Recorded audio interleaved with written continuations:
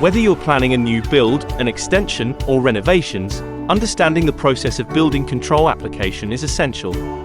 Building control ensures that your project meets safety, health, and environmental standards.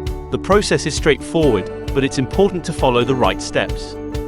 Step 1. Check if you need permission. Not all projects require building control approval, but it's crucial to confirm this before proceeding. Step 2. Prepare your application. Gather all necessary documents, including detailed plans, specifications, and any other relevant information.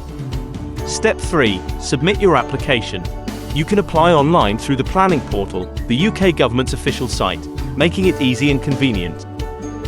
Step 4. Application assessment.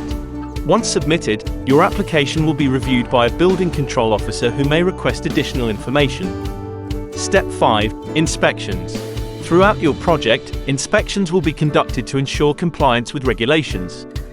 It's important to schedule these at key stages of construction. Finally, once your project is complete, you'll receive a completion certificate, signifying that everything meets the required standards.